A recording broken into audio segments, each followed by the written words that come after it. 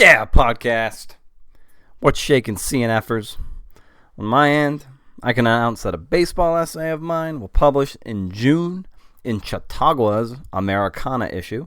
It's the third essay I've had extracted from my as-of-yet unpublished book, The Sultans of Swing, a memoir of my father in baseball. Speaking of that, I submitted it to Paper Trail Press earlier this month, so it's out there. It's out there, baby. Yo, DJ, cue up the theme. There it is. This episode is brought to you by me, you freeloading CNFers. I bring you episode 16, Charles Bethea, a freelance features writer whose work has appeared in a few places you may have heard of, the now defunct Grantland, Outside Magazine, and The New Yorker. Yeah, he's playing Major League Ball, folks. And you, yes you, have a front row seat to this latest installment of hashtag CNF. Be warned, this was a fun one. For me, at least. Let's hit it!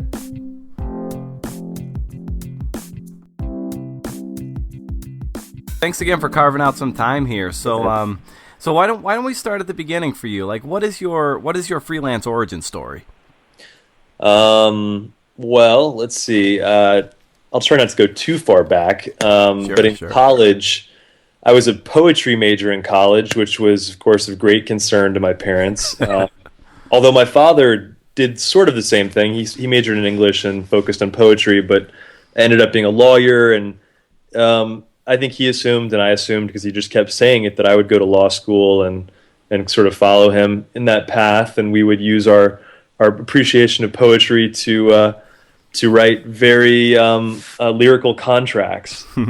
So that, though, once I got close to the end of college, that's the appeal, if there ever had been any, sort of started to disappear. And my mother suggested that, hey, why not apply for an internship at a magazine?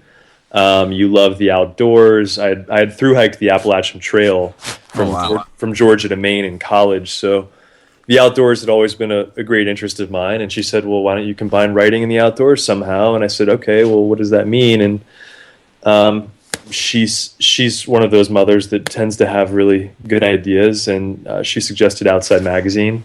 And I went there. I had to apply twice, but I ended up going within about 6 months of graduating from college. This was back in 2005, 10 or so years ago. And they rejected me the first time. I don't know why, but any number of good reasons, I'm sure. But I persisted and applied again. And the second time I had applied, I was working a seasonal job in the middle of the woods in New Hampshire. So I only was able to come out once a week and go to the local public library. This is in Franconia, New Hampshire, and check my email. And I nearly lost out on the internship the second time because it took me 6 days to respond to the acceptance. But I got it, moved out to Santa Fe, New Mexico, and ended up living there for about 5 years, going from intern to researcher to occasional writer. And while I was and then I became an editor at a spin-off magazine that they put out for a few years called Outside's Go magazine. It was like a affluent men's travel lifestyle magazine that was frankly kind of a cash grab. They really wanted to get some of the advertisers that thought Outside Magazine was too granola.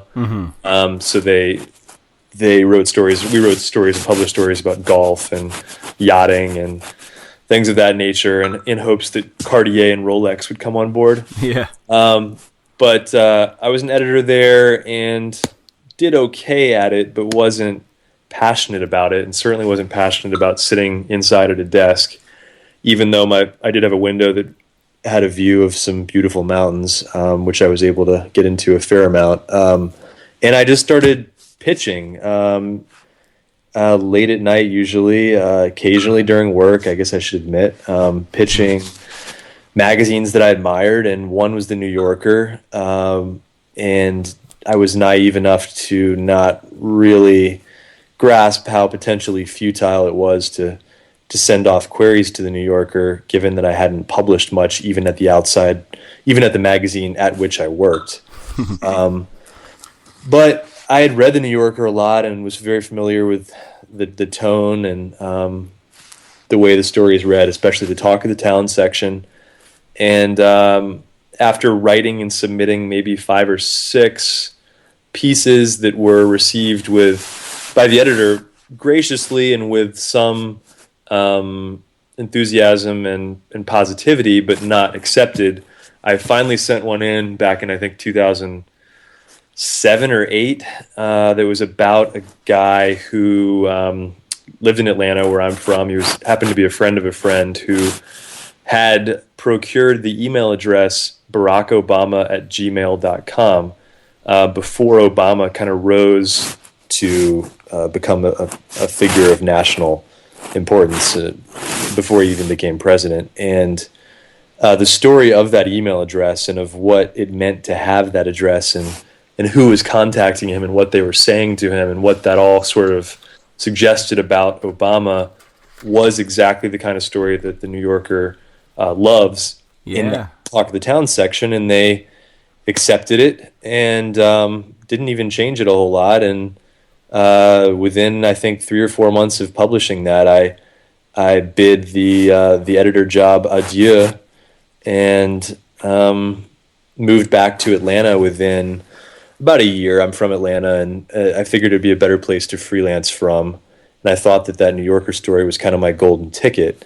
Turned out it wasn't exactly a golden ticket. I still had to learn a lot about reporting and writing, and still am, in fact, of course. But it gave me the confidence to go out into the world and try to tell stories. And I stuck with it. And fortunately, I kept my expenses low for the first few years. I still do, of course, but early on, especially low. I had a $250 a month apartment that I shared with some friends, and I just kept cracking at that nut. And I had the good fortune of there being a city magazine in Atlanta that the editor there had seen the little New Yorker piece. And on the basis, I think largely of that and a few other little things I'd written elsewhere, gave me the chance to be a contributing writer at Atlanta Magazine, which was and is a much smaller publication, but still has an audience and has some reach and has some resources.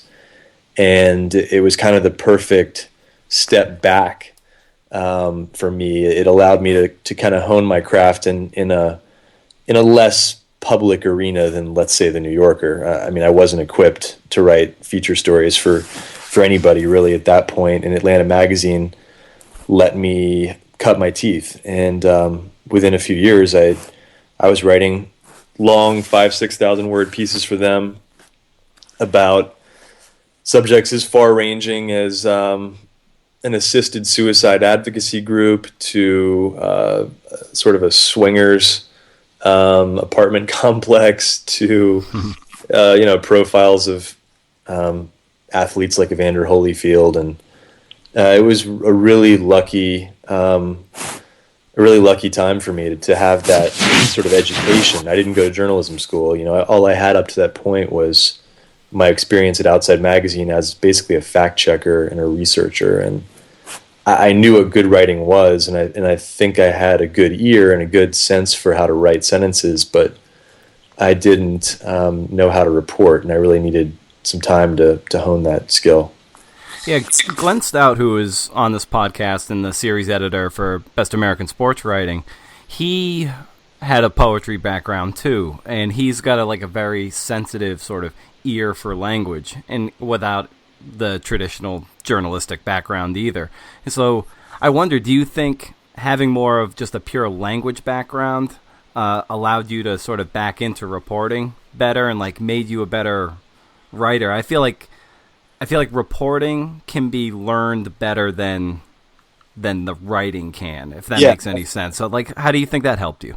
Well, I definitely think reporting can be learned, and writing, I'm dubious that it can be taught. It's sort of like music. I was a terrible trombone player. I don't think any amount of of like one-on-one teaching would have made me a better musician. I think you have an ear or you don't. Yeah. You can either hear good sentences and recognize them and try to replicate them, or you can't.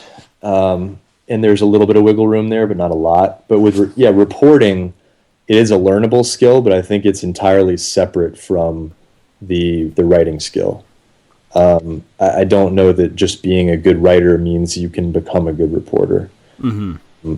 I think what reporting requires is a lot different than what writing requires. You can be a great writer and not have to really interface with the world a whole lot. You can sit quietly in your room and with all your neuroses contained there, and not risk going out and having them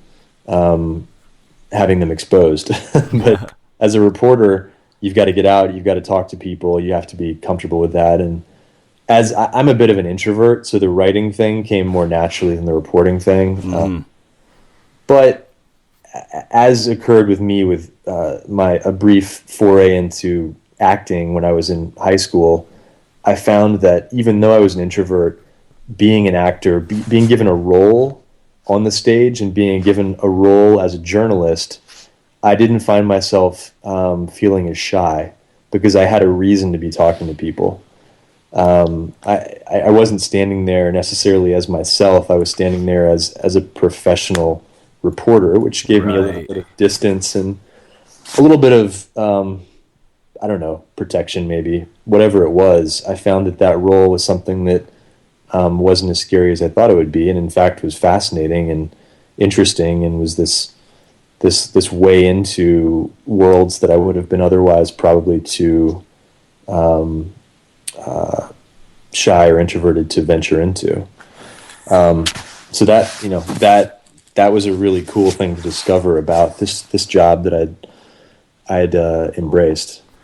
Right, and like you said, the reporting kind of it forces you to interface with the world. Like, at what point did you realize, when you were in that editor's chair, that you wanted to be more on the playing field instead of on the sidelines? So, what was the appeal, and what did you realize? I think I didn't know what was required to write the stories that I was reading in Outside and the New Yorker and magazines that I admired, but I just knew that the act of creating those stories, putting those words on a page, was something I wanted to try to do. Mm-hmm. It seemed a lot more interesting than shuffling the words around and messing with the grammar. And I'm exaggerating. An editor's job is much more complex than that, but yeah, it's really shaping stories in very important ways. But I wanted to be part of the earlier process, the beginning process. I wanted to the dirtier, the messier, the more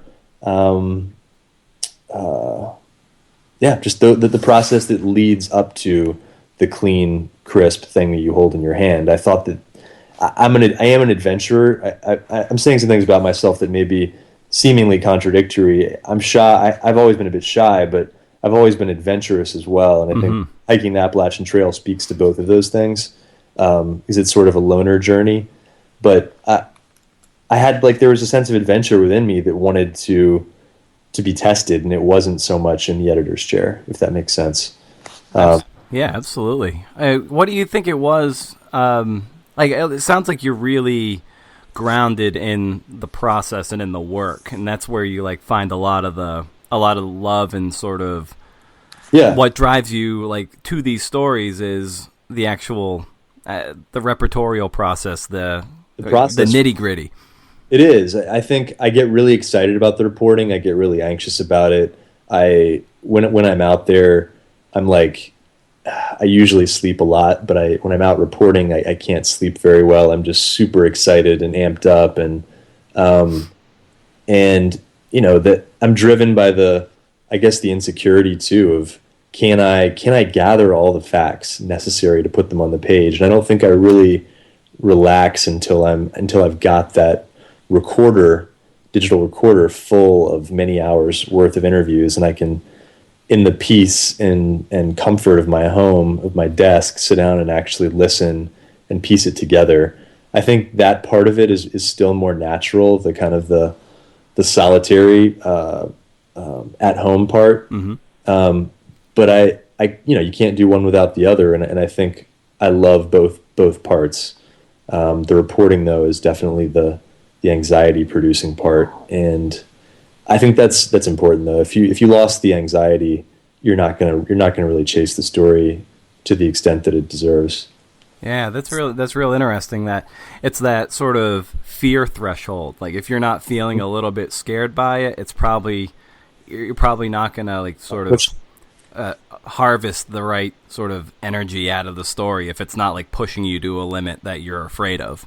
Absolutely, yeah. I mean, it's the true. I mean, I think it's true of life. If humans didn't have anxiety and didn't have fear, we'd fall into all sorts of problems. We would be prey to all sorts of predators if predators still existed. Anxiety is an evolutionarily adapted trait.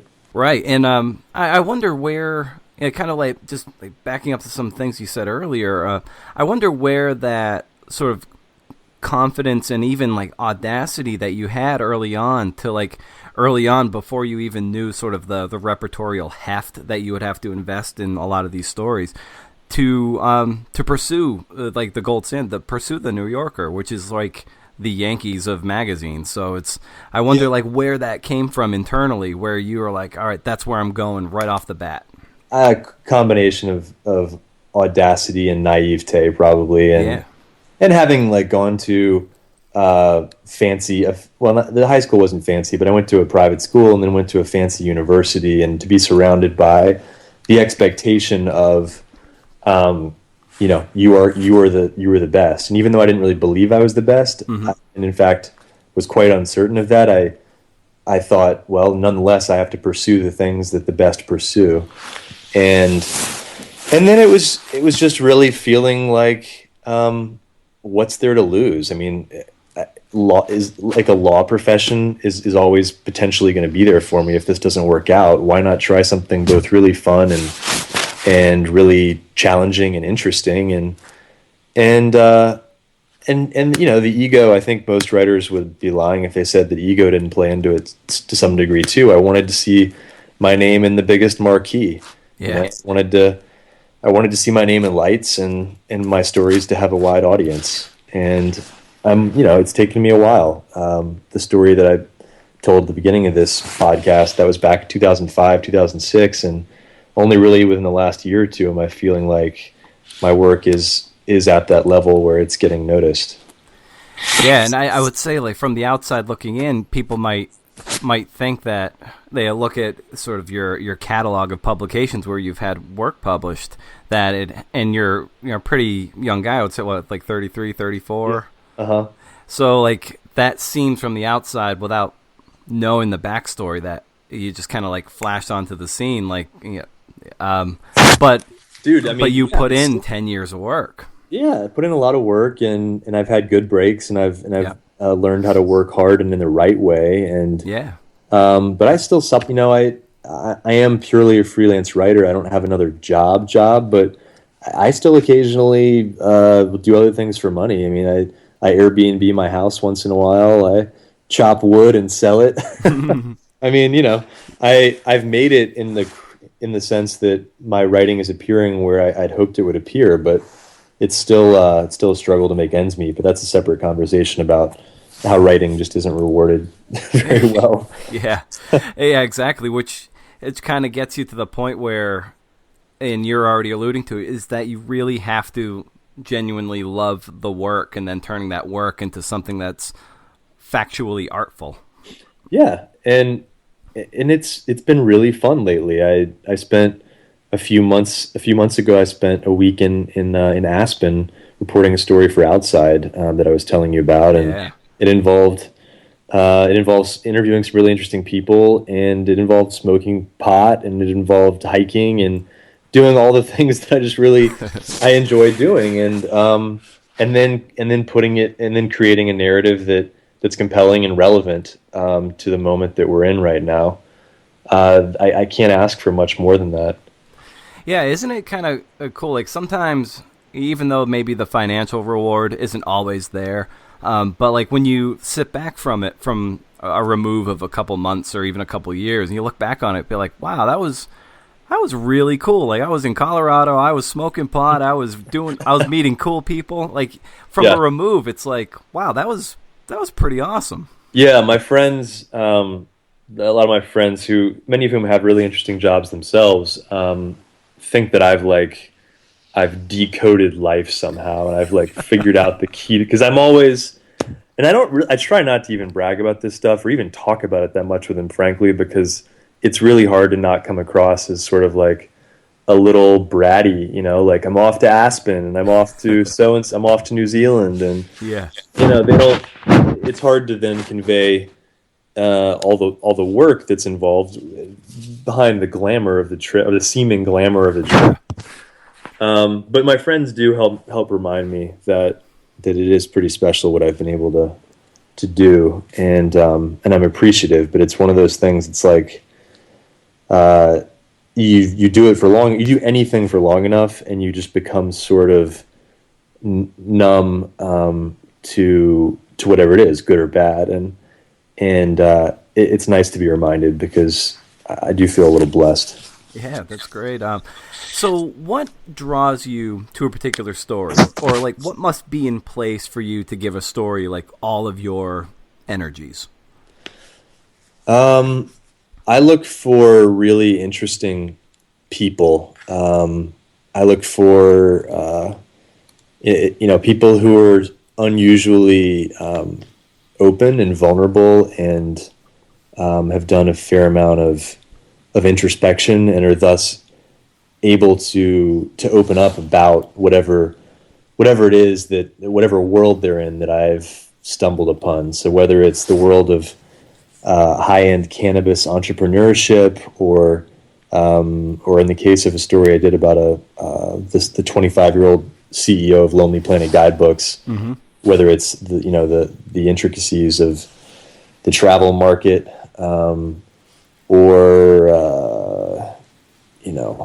there's plenty of examples, but I look for people who are open, and will sit down with me, and so I guess I'm not chasing.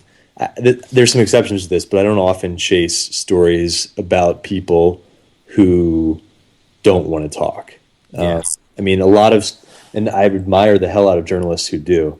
And I have done some stories where I've gotten some interviews that have been pretty big coups, because they were difficult to get. But once you got them, the person that you got, or I got in this case, was a convict who. This is the story I wrote for Atlanta Magazine called "The Many Lives of Aubrey Lee Price," and it's about a former preacher turned bank investor turned man who faked his own death and disappeared for a year and a half. And when he reappeared, everyone wanted that story, because he had bilked his investors in this bank deal to the tune of about $30 million.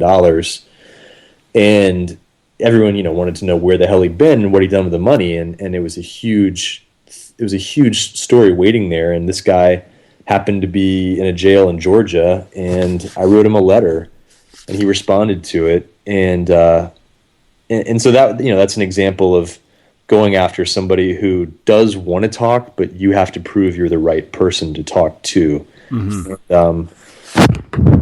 That's a skill that I think my intro, younger and perhaps a tad bit shy, has benefited me there. I think a lot of journalists can come across as brash and a little abrasive. Oh, Charles, I think you're dropping out a little bit. Can you still hear me?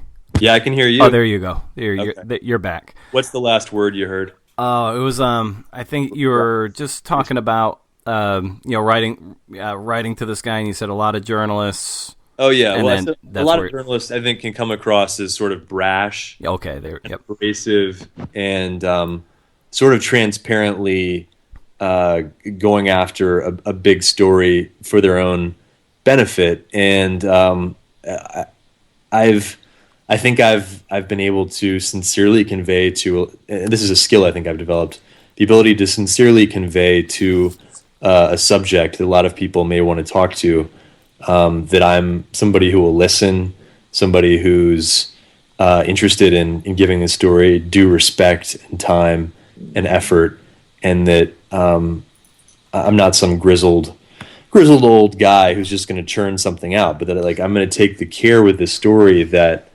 particularly a young journalist would, somebody who's trying to make his name telling good, important stories.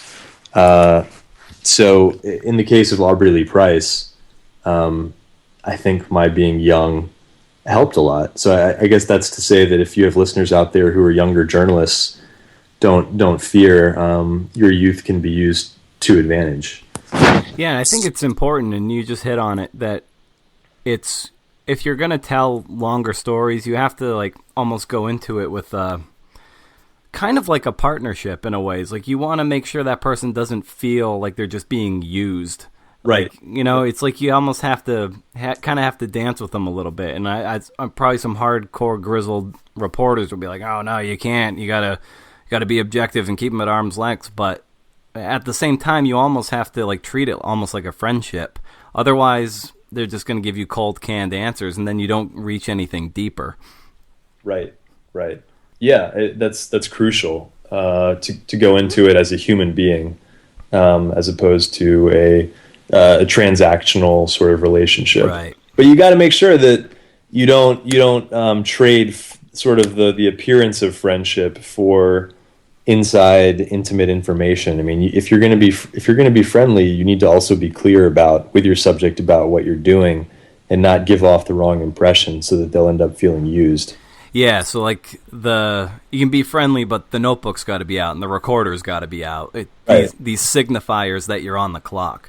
Exactly. You need to be transparent about your intentions, but you can still, I think, inject that with some real humanity and some vulnerability of your own.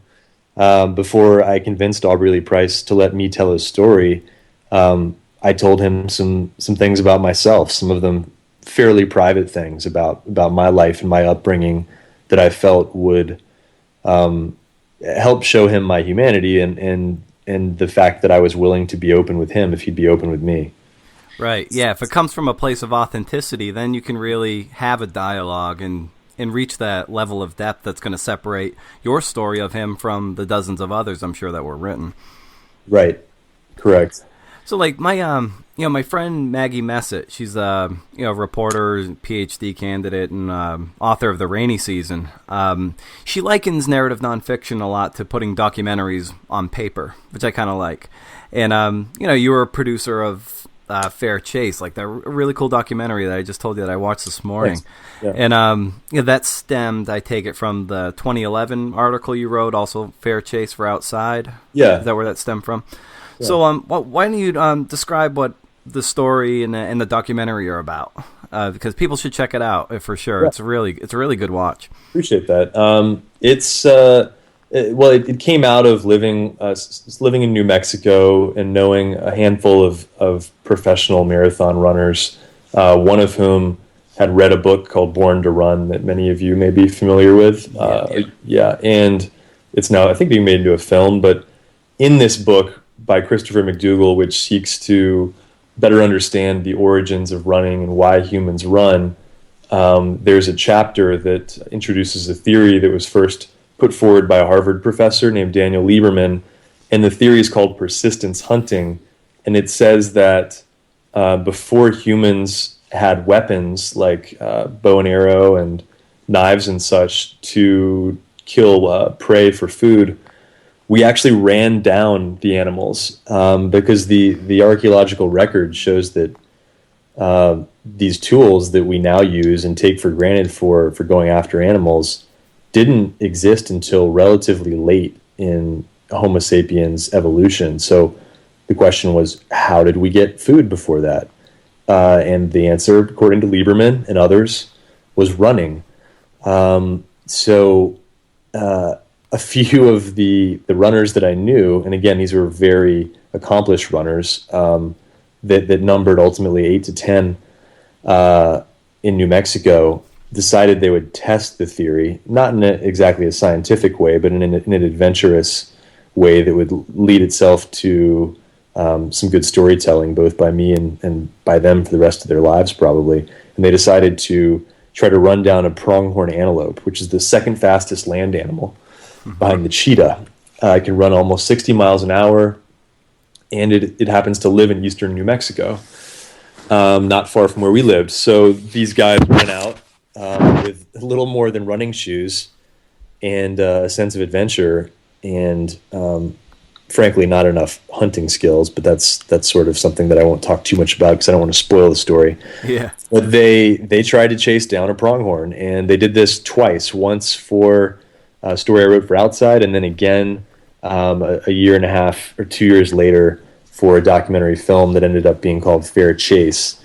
And it was both to write about and to film extremely challenging because you're writing and filming about very fast humans chasing much faster animals, and there's not really a way to be there, but right behind any of the action as it happens. It all had to come, at least in the written version of the story, had to come from retelling and mapping out. But it was a cool adventure story that I think got into a very important question about us. I mean, I don't know if you run, but getting into this story, I started feeling this deep sort of primal connection to using my body that I hadn't before. And I think it just came from the realization that we have bodies for a reason. We're certainly not meant to sit down all day. Yeah, I was particularly drawn to it. It was like this camaraderie and this brotherhood among these runners, but this cool connection to nature. It does make you just want to lace up the shoes and just head out there and just go until you can't go anymore. It's like it kind of like connects to some primal need to get out there and move. Yes, absolutely. And I can connect that to my daily routine as a writer, if you want to get into that. Definitely.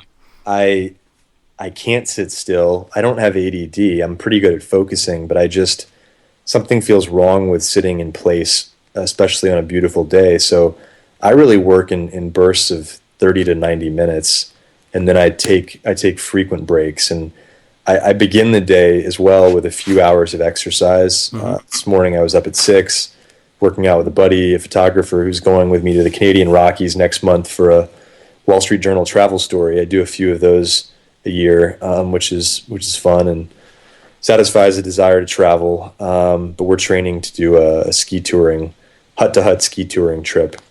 But after that, I come home and I spend a good bit of time eating. I'm a guy with a high metabolism, and I make bacon and biscuits as many mornings as I have time to, and cereal and grapefruit juice and all kinds of stuff. And in fact, when I was thinking about what we were going to talk about and quotes that I liked, I was recalling a Hunter Thompson quote about breakfast. I don't know if you're familiar with the film Breakfast with Hunter. I'm not. I'm gonna have to check that out.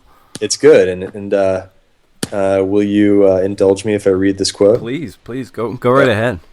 All right. It's pretty funny. So here it is. And you can imagine. I'm not going to do the Hunter Thompson voice, but you can imagine it. Breakfast is the only meal of the day that I tend to view with the same kind of traditionalized reverence that most people associate with lunch and dinner. I like to eat breakfast alone and almost never before noon. Anybody with a terminally jangled lifestyle needs at least one psychic anchor every 24 hours, and mine is breakfast. In Hong Kong, Dallas, or at home, and regardless of whether or not I've been to bed, breakfast is a personal ritual that can be properly observed only alone and in the spirit of genuine excess. The food factor should always be massive. 4 Bloody Marys, 2 grapefruits, a pot of coffee, Rangoon crepes, a half pound of either sausage, bacon, or corned beef hash with diced chilies, a Spanish omelet or eggs Benedict, a quart of milk, a chopped lemon for random seasoning, and something like a slice of key lime pie, 2 margaritas, and 6 lines of the best cocaine for dessert. Right, and there should be 2 or 3 newspapers, all mail and messages, a telephone, a notebook for planning the next 24 hours, and at least one source of good music, all of which should be dealt with outside in the warmth of a hot sun, and preferably stone naked. That's amazing. Anyway, that's a little inspiration for me every morning when I'm chopping up my fruit for my cereal. That's incredible. Yeah. So like so what does that first hour of your day typically look like? When do you typically wake up and and start hitting up your favorite meal of the day and then getting to work? I mean, as I said, lately I've been getting up around 6 o'clock to exercise for a few hours. But it can swing anywhere from 6 to 8.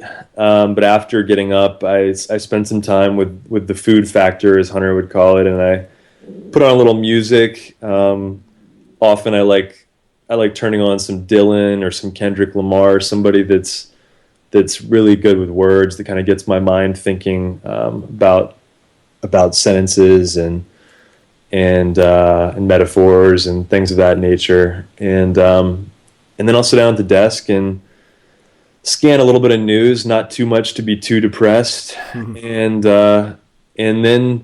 then it's just sort of improvisational from there. Honestly, I'm a very disciplined person in terms of how much time I spend working or trying to work, but I don't try to pretend that I can fathom how a day is going to unfold. And it's going to depend on who decides to email me or email me back. It's going to depend on what sort of inspiration I may have idea-wise. I just feel like inspirations and happenstance are too big a part of how my days unfold to try to sort of set them up systematically. At any given point, how many stories do you have in the hopper? Or do you just work on one at a time? Well, in the last 6 months, I've started contributing a sports piece every 2 to 3 weeks to the New Yorker's online sports blog called The Sporting Scene. So those have been great, by the way. Thank you very much. I'm always trying to kick around one or two of those, kind of getting some of those moving. So there's always at least one of those sort of in my mind, and then a feature probably, if I'm so lucky, has been assigned that I can be kind of working through any of the various stages of planning, reporting, researching, and writing. So not too many stories, maybe one or two at a time. I'm a decent multitasker, but I do also tend to get overwhelmed quite easily, even still with writing. So I like to limit the number of things I'm doing at once to maybe 2 or 3 if possible. And speaking of books, like what book or books have you given to friends or anyone else the most, if any? I was thinking about that. Books that I love and have given at least once would include All the King's Men by Robert Penn Warren, which is the sort of quasi retelling of the Huey Long story, the politician from Louisiana, the sort of the populist who, frankly, a lot of comparisons have been made lately between him and Donald Trump in terms of the way that he tried to appeal to people. And if there's time, I have a quote from that book, which I'll read. But I've also given East of Eden by Steinbeck. That's one of my very favorite long novels. I like Pilgrim at Tinker Creek by Annie Dillard a lot. Gatsby by Fitzgerald is one of the few books that I've myself have reread a few times. I reread that book every year. Just incredible. Yeah, absolutely. And that actually, there's a connection between that and the next one. I was going to say the Proud Highway by Hunter Thompson, which is a collection of his letters that he wrote mostly when he was a young man and an aspiring writer. And in that book, he talks about when he was young and unknown and poor and scraping away at his craft, he spent time in a cabin in the woods with a typewriter, just rewriting word for word Gatsby, and I forget which of Hemingway's works, but he literally was just typing out these novels so that he could get some of their DNA in him and sort of internalize some of the rhythms of the way that the great writers wrote. which I thought was an incredible. I haven't done it, but I thought it was an incredible idea. And also, it kind of explodes the notion that Hunter Thompson just ate drugs, and great writing, great or not so great, depending on your view of him, just sort of poured out of him. Yep. It was very much, he was very much a man who made himself a writer through hard work, and that's the only way to do it. I've rewritten one opening. I like trying to get the sort of the rhythm of these like beautiful sentences. I've done it once for Truman Capote's In Cold Blood, that opening passage that describes Holcomb. And it is like a weird feeling of writing, just copying that stuff word for word. It like it's amazing. Like you almost feel like you're taking a pill for a superpower. It's weird. It's really cool. I really recommend it because if anything, just like Thompson was doing, it kind of just gets you into and this might appeal to even those days when you were acting and stuff. Like it puts you into a different role. Like it puts you into another stratosphere, and you're connecting on a different level that you otherwise never would. It like you're almost like imitating. You're not just reading and taking it in passively. You're actually like partaking in them. Right. It's like singing. It's like having like a great Dylan record blasting really loudly, and you're kind of singing back up a little bit to it. Yeah. But then the illusion is pierced when you hit stop or you turn the music off and you hear your own voice, and you're like, wow, I'm not quite Dylan yet. But it is useful, I think, to get the rhythms of great artists in your head. And I mean, I don't think there should be concern about, especially with young writers, about that somehow interfering with the development of their own voice. I think your own voice is going to be your own voice, no matter who you read and who you write and whose passages you replicate. If you spend enough time writing enough of your own stuff, your own voice is going to emerge. You can't be Hunter Thompson anyway. You can't be Truman Capote.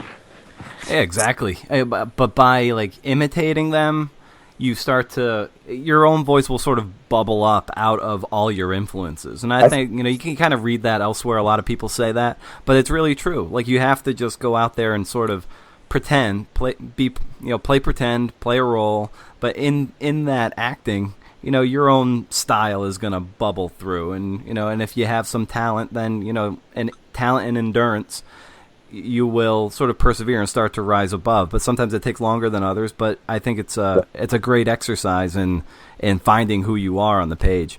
Absolutely. I'll mention two or three books. I also have my eyes on or in right now that I'm enjoying. Cool. And then probably have like 5 more minutes or so before I got to run. Sure. But one is two of them are very different books. One is it's a biography of the Mormon founder, prophet Joseph Smith by Fawn Brody. And this was written years ago, maybe 4 or 5 decades ago. But it's an incredible, riveting account of the founding of a religion, which it's told a bit academically, but it's just incredibly researched. Just mind-boggling what this woman was able to do, given that her sources were very, very difficult to engage, being that she was an outsider of the Mormon Church. And then the other book is a book called Snowblind by a writer I hadn't heard of before named Robert Sabag or Sabag, Sabbag. And he was a longtime newspaper writer who I guess stumbled upon and this is kind of what I would ultimately love to do, is just stumble upon a guy like this, a guy who rose to becoming a cocaine kingpin in the heyday of that drug. And the story itself is unbelievable and fascinating. But this guy writes, it's sort of gonzo-ish, but it's also, I would say it's sort of if Hunter Thompson had like an editor from the New Yorker magazine. It's polished, it's precise, but it's also zany and wild, and it's an incredible feat. I mean, he writes stylistically. It's written the way that you'd want a book about drugs to be written for an intellectual audience. It's really something. I'm only a third of the way through, but I'm loving that book. And then the other one that I'm always sort of picking up and putting down is Joseph Mitchell's Up in the Old Hotel. Mm-hmm. He's one of those classic old New Yorker writers who's been deceased for quite a while. Joe Gould's secret out of that book is like one thing. I couldn't put it down when I first read it. Absolutely. Love that. And one of the takeaways from him that I can articulate is that let your subject speak. I love his the long quotes that he allows. I mean, they'll be pages long sometimes. He's clearly gotten to know his subjects well enough that they've been sort of disarmed, and they just speak to him in ways that are more interesting and expose things about themselves better than he or you or I could do in our own words. Yeah. And I think it's really important to let people talk in stories. I know there are writers who disagree with that. Some great writers. You'll read stories in Esquire magazine by Chris Jones and Tom Janode and those guys, and I don't claim to have read all their work, but I'm pretty sure that they tend to try to avoid lots of quoting, and they're really great narrative storytellers, so they're able to get away with that. But I don't think there's anything wrong, there's anything less artistic or real about letting a subject talk. Now the art is in discovering what to include. Yeah. And I don't have any quick magical thoughts on that. You just have to spend a lot of time with the material and the subject, and it should be hopefully self-evident to you what's the most important. But I love hearing people talk in their own words, and Joseph Mitchell does that well. Fantastic. And before I let you go, because I know you got to run, where can people find you on the internet? Thanks for asking. Twitter is just my name, at Charles Bethea. That's spelled Bethea.